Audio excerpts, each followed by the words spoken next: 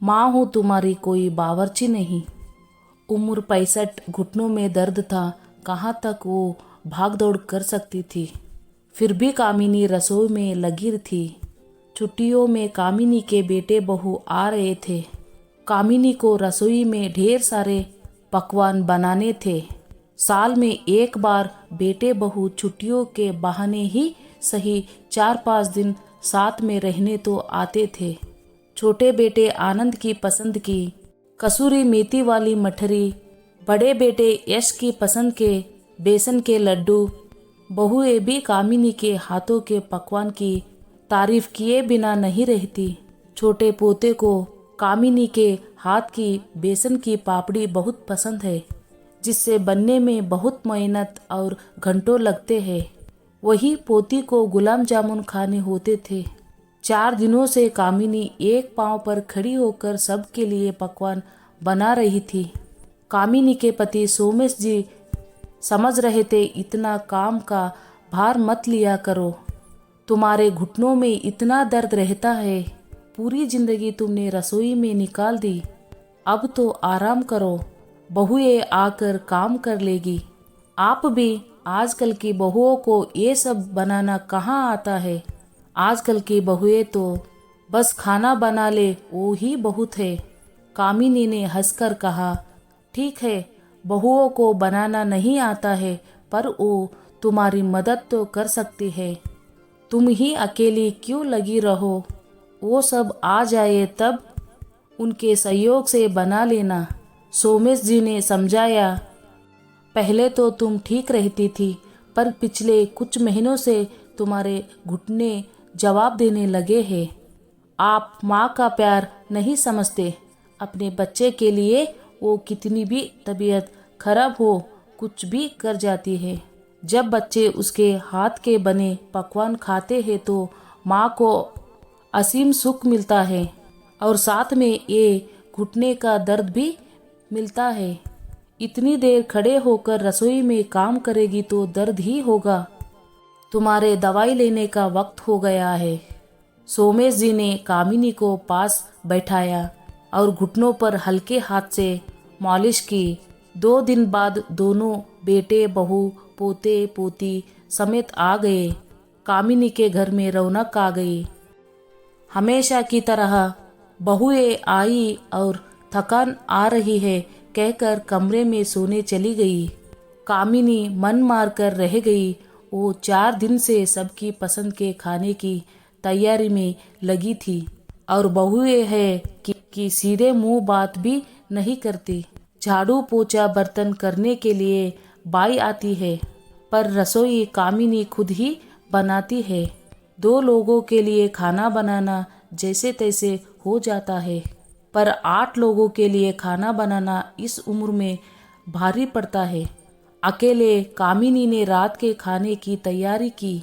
सबकी पसंद की आलू की सब्जी, मिक्स वेज सलाद, खीर और गर्मा गर्म चपाती बना कर दी। बहुएं अपने अपने कमरे से आई और तारीफों की जा रही थी। आज कामिनी को ये तारीफें चुभ रही थी। घुटनों के दर्द से ज़्यादा मन में दर्द हो रहा था। वो थक कर बैठी थी। अभी तो पूरी रसोई सिमटनी थी, बची सब्जियां खाली करनी थी, दूध फ्रिज में रखना था, गैस और टेबल साफ करनी थी। वो कुछ कहती इससे पहले दोनों बेटे बहू बोले, अच्छा माँ, हम जाकर दोनों को शहर घुमा लेते हैं। दोनों बच्चे सो रहे हैं, आप देख लेना। पिंकी को रात को दूध चाहिए और सोनू के कपड़े बदल देना, वो वैसे ही सो गया है। कुछ खाए तो खिला देना, उसके लिए गरम रोटी बना देना, वो सब्जी तो खाता नहीं है। माँ, आप भी हमारे साथ चलते, पर आपके तो घुटनों में दर्द रहता है, आप चल नहीं पाओगे। बिना कोई जवाब सुने चारों चले गए। कामिनी ने हाँ में गर्दन हिलाया और वो लोग चले गए। सोमेश जी पत्नी का दर्द समझ रहे थे, पर बेटे बहू को कुछ कहा नहीं सकते थे। कामिनी, तुम मेरी पत्नी हो और मैं तुम्हारा ये हाल नहीं देख सकता हूँ। तुम कब तक ऐसी ही सबकी इच्छाओं की पूर्ति करती रहोगी। सबके लिए काम करती रहोगी। रसोई के काम बहुत होते हैं, खत्म ही नहीं होते हैं। तुम अकेले ही लगी रहती हो। 3 दिनों से देख रहा हूँ, अकेला ही काफ़ी, दूध, नाश्ता, खाना सब तुम बना रही हो। बहुओं के सामने मुझसे भी मदद नहीं लेती। ऐसा कब तक चलेगा? तारीफों से घुटने का दर्द नहीं जाएगा। इतने लंबे समय तक रसोई में खड़ी रहती हो, पैर कितना वजन सहन करेंगे? हाँ जी, आप ठीक कहते हो।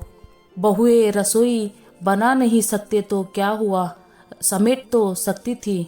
फ्रिज में सामान तो रख सकती है। दोनों वर्किंग है तो क्या हुआ, अपने घर में भी तो काम करती है। पर यहाँ आकर मेहमान बन जाती है। इतनी मदद तो मेहमान भी करवा देते हैं। बेटों को लगता है कि माँ हमारे साथ घूम नहीं पाएगी क्योंकि घुटने में दर्द रहता है। बेटे कभी ये नहीं कहते कि इतना दर्द होने के बावजूद मैंने इतने लोगों को खाना बनाया। ये नहीं कहा कि माँ आप आराम करो, तुम्हारी बहुएं कर लेगी। कामिनी बोली, हाँ कामिनी, वो तो गलत है, पर तुम्हें एक बात समझा रहा हूँ, अपना ख्याल खुद रखोगी तो दूसरा भी रखेगा। मैंने कहा था हम वही चलते हैं, पर तुम तो मानती ही नहीं हो। ये घर मुख्य घर है, सबको यही आना चाहिए।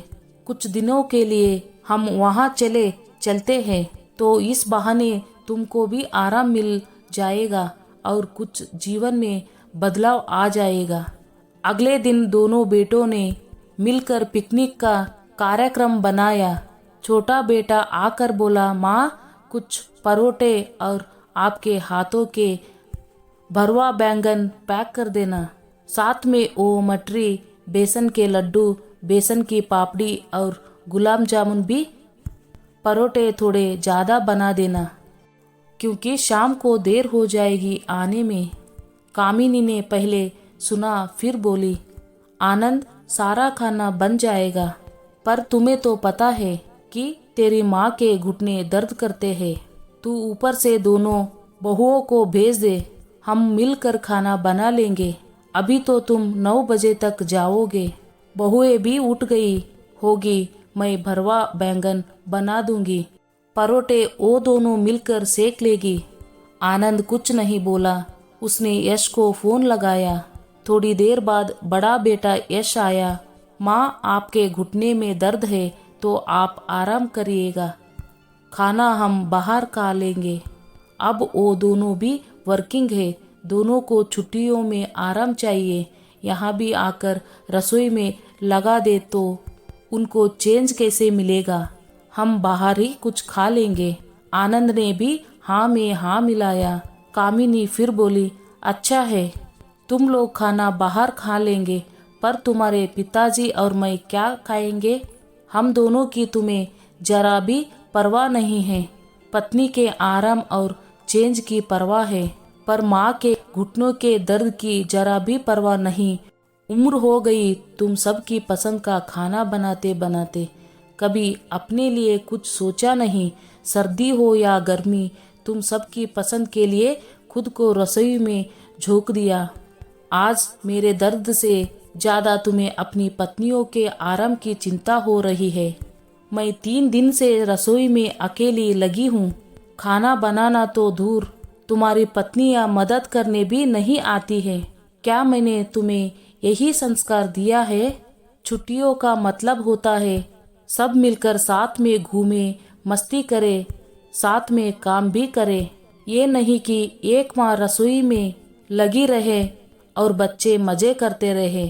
क्या चेंज मुझे नहीं चाहिए? साल भर तुम सबका इंतज़ार करती हूँ, तुम्हारी पसंद के लिए खुद को रसोई में झोंक देती हूँ, अपने दर्द और आराम की परवाह नहीं करती। पोते पोती आई है पर इनके साथ खेली नहीं, तसल्ली से बातें नहीं की, बस रसोई में ही अकेली लगी रहती हूँ। मुझे खाना बनाने और खिलाने दोनों का शौक है, लेकिन अब मैं थक गई हूँ। सोमेश जी आप ठीक ही कहते हैं, मैं अपनी परवाह करती तो ये लोग भी करते। मैंने कभी ना कहना सीखा नहीं है। सबकी इच्छाओं और खुशियों के लिए लगी रही, सबको खुश करने के चक्कर में अपने मन को, अपनी इच्छाओं को मारती रही। तुम दोनों ने एक बार भी नहीं कहा कि माँ, पिताजी आप भी घूमने चलिए, हमारे साथ पिकनिक पर चलिए। माँ का फर्ज बस यही होता है कि वो बच्चों की पसंद का खाना बनाते रहे और उसी में खुश रहे। बच्चों का कोई फर्ज नहीं होता। कभी तुम दोनों ये भी नहीं कहते कि आप दोनों कुछ दिनों के लिए हमारे घर आ जाइए। माँ, आपको भी आराम और चेंज मिल जाएगा। माँ हूँ तुम्हारी, कोई बावर्ची नहीं जो 24 घंटे रसोई में ही लगी रहूं। तुम लोग तो मेहमान बनकर आते हो और ऑर्डर देते हो, अपना घर समझकर कभी रसोई में नहीं आते। सालों से कर रही हूँ, मैके में किया, ससुराल में सास ससुर ननंद देवर के लिए किया, सभी रिश्तेदारों के लिए किया, अपने बच्चों के लिए किया, बच्चों के बच्चों के लिए किया। अब नहीं होता। शरीर जवाब देने लगा है, टलने लगा है। मेरा भी मन करता है मैं भी तुम सबके साथ घूमूं, कुछ पल सुकून के बिताऊं। माँ की भी उम्र हो गई है, मैं भी अब थक जाती हूँ, मुझे भी आराम चाहिए। उस दिन पिंकी के लिए सब्जी में थोड़ी मिर्ची तेज हो गई तो बहू का मूड खराब हो गया। अपने बच्चे के खाने के लिए भी बहू रसोई में नहीं आ सकती है। सोनू के लिए दूध ज्यादा गर्म हो गया, उसका मुंह जल गया तो उसका जिम्मेदारी भी मुझे ठहराया गया। बहू क्या देख नहीं सकती थी कि दूध का तापमान कितना है। बहू ये कुछ ना करे पर अपने बच्चे के खाने पीने का तो ख्याल खुद रख सकती है। मैं ये नहीं कहती कि वो मुझे परोसी हुई थाली दे, पर रसोई में आकर छोटे बड़े कामों में मदद तो कर सकती है। ये घर है, होटल नहीं है जो यहाँ तुम बूढ़े माँ बाप के सर पर आराम फरमाने आते हो। मैं माँ हूँ तुम्हारी, कोई बावर्ची नहीं। कहते कहते कामिनी हाँफ गई। दोनों बेटे बहुओं की गर्दन शर्म से झुक गई। सोमेश जी रसोई से पानी का गिलास लाए और कामिनी को पिलाया। कामिनी की हालत देखकर दोनों बेटों को अपनी गलती का एहसास हुआ। माँ, आप तो माँ हो, हमने आपको समझा नहीं। हम भूल गए कि माँ को भी थकान होती है, वो कब तक करेगी। हम हमारे व्यवहार पर शर्मिंदा है, आप हमें माफ कर दीजिए। हम सब मिलकर पिकनिक पर चलेंगे। आप ज्यादा चल नहीं सकती तो क्या, समुंदर किनारे बैठकर हम सबको, बच्चों को हंसते खेलते तो देख सकती है। अब से आप हमारे घर बारी बारी से छुट्टियों में आएंगे, आपको भी चेंज मिल जाएगा और रसोई से समस्त जिम्मेदारी से छुट्टी भी। कामिनी ने पहले मना किया पर फिर माँ का दिल है पिघल ही गया। वो और सुमेश जी भी बच्चों के साथ पिकनिक मनाने चले गई।